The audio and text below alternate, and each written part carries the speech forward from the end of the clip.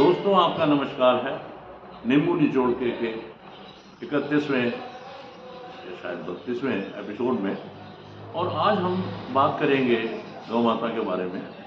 हमारा बड़ा सौभाग्य है कि आज हमारे साथ राम मंगल दास जी, महंत राम मंगल दास जी हैं और इनसे हम अपना थोड़ा सा ज्ञान जो है उसकी वृद्धि करेंगे।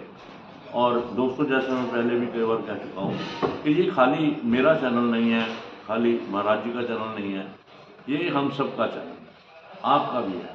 अगर आपको कोई समस्या है आप हमें बताएं, किसी समस्या का कोई हल है तो हमें बताएं, या कोई भी हुनर अगर आपके अंदर है और आप उसको उजागर करना चाहते हैं तो हमें कमेंट बॉक्स में आके समस्या या उसका समाधान या हुनर और उसके साथ अपना नाम और अपना नंबर डालें।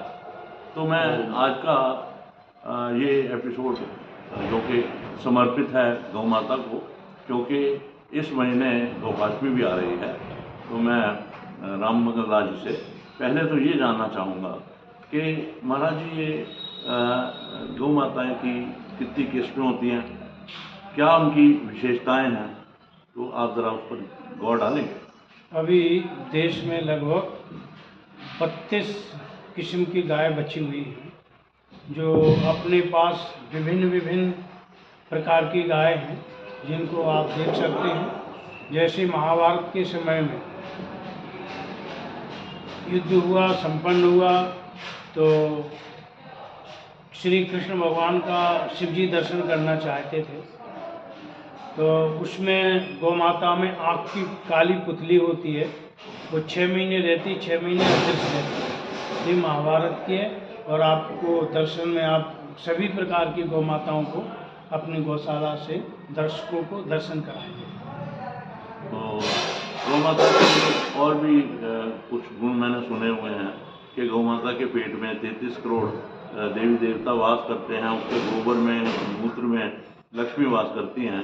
तो इन बातों में कितना सच है? ये पूर्ण रूप से सच है। आप जब तक गौ माता के सानिध्य में नहीं आएंगे तब तक ये गुण प्राप्त नहीं होते।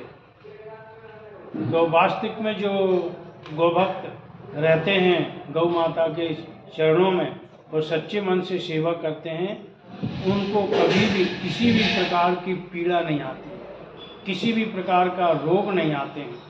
ये मैं स्वयं महसूस करता हूँ, देखता हूँ, क्योंकि इसमें भगवत प्राप्ति है कि जैसे भगवान कहते हैं गौदी जितकारी, जय जय सुरनायक में गौदी जितकारी, तो उसी प्रकार से आने पर गौ माता से अधिक भगवान प्रसन्न होते हैं। तो भगवान की कृपा से आप पे किसी भी प्रकार के रोगों से गौभक्त दूर रहते हैं।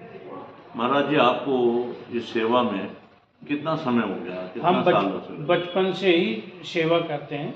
7-8 वर्ष के थे जब से हम गौ माता के चरणों में हैं, और हमारा पूरा परिवार ही गौ माता का सेवक था। तो हमारे को जो भी कुछ दिया हुआ है ये गौ माता का ही संस्कार है, जो हम आज भगवान के चरणों में बैठे हैं, भक्त संत हैं और गौ माता की सेवा करते हैं। महाराज जी, गोपाष्टमी का कुछ खास इम्पैक्ट होता है या कुछ खास गोपाष्टमी मनाने से, गौ माता की पूजा करने से क्या कुछ लाभ होता है? हाँ, गौ माता के लिए भगवान श्री कृष्ण ने छंगली पर एक पर्वत उठा करके रखा है। तो भगवान को यशोदा माता ने सोचा अब कितनी भूख लगी हुई होगी, तो उस दिन 56 प्रकार के भोग लगाते हैं।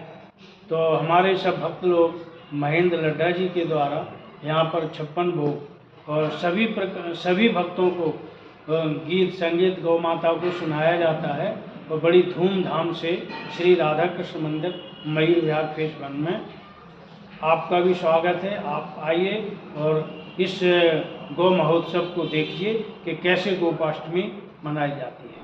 ये कौन सी तारीख को है? 9 तारीख को सुबह 10 बजे से 2 बजे तक रहेगा। 2 बजे लंगर प्रसाद हो जाएगा। हाँ जी, हाँ जी।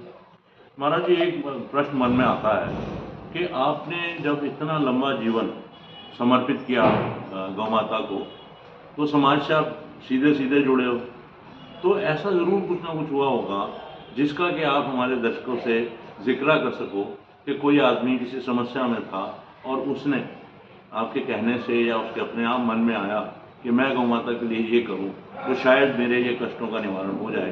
तो ऐसे कुछ मौके, ऐसी कुछ बातें आप हमारे दर्शकों के साथ। मैं सबसे पहले आपको स्वयं की बात बताता हूँ कि मेरे पैर में दर्द हुआ, इतनी अचानक पीड़ा हुई, किसी भी हॉस्पिटल में गए, दिखाया, कुछ नहीं निकला।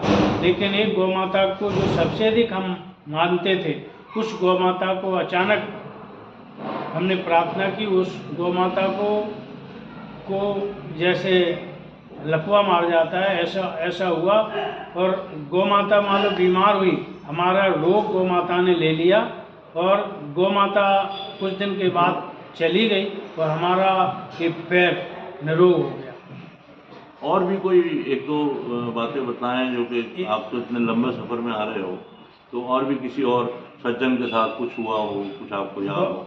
बहुत सारी माताएं बहनें आती हैं, गौ माता को गुड़ चना आदि खिलाती हैं और जो भी प्रार्थना करती हैं उनकी सभी प्रकार के मनोरथ पूर्ण होते हैं प्रत्यक्ष रूप से।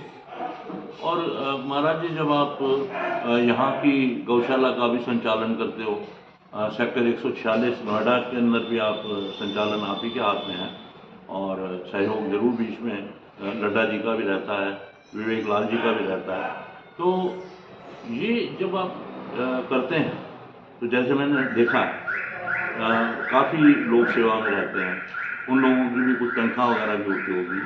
सरकार से कोई अनुदान आपको मिलता नहीं? अभी सरकार से कोई भी अनुदान नहीं मिलता है, बस जो भी अनुदान मिलता है गौ माता की कृपा से मिलता है।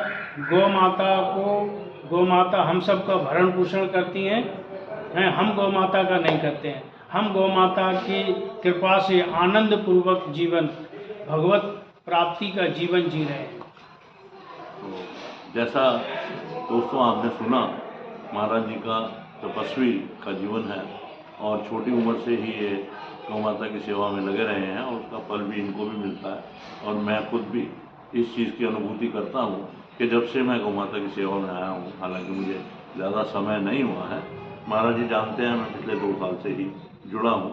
अब वो जब मेरी किस्मत में जब था तभी हुआ, उससे पहले भी मैं कर सकता था लेकिन कभी मेरी किस्मत में शायद नहीं था, तो उससे पहले मन में प्रेरणा नहीं जागी। तो बहरहाल दोस्तों, मैं इसी के साथ आज का ये एपिसोड समाप्त करूँगा और आपसे फिर से ये उम्मीद करूँगा, फिर से रिक्वेस्ट करूँगा कि अगर आपके पास कोई भी समस्या है या किसी भी समस्या का आपके पास समाधान है तो उसको आप कमेंट बॉक्स में आइए, वहाँ लिख के अपना नाम और नंबर दीजिए और हम आपको उसका सॉल्यूशन देंगे या आपकी समस्या को हम किसी न किसी एपिसोड में उठाएंगे। तो दोस्तों, इसी के साथ मैं इस एपिसोड को समाप्त करूँगा।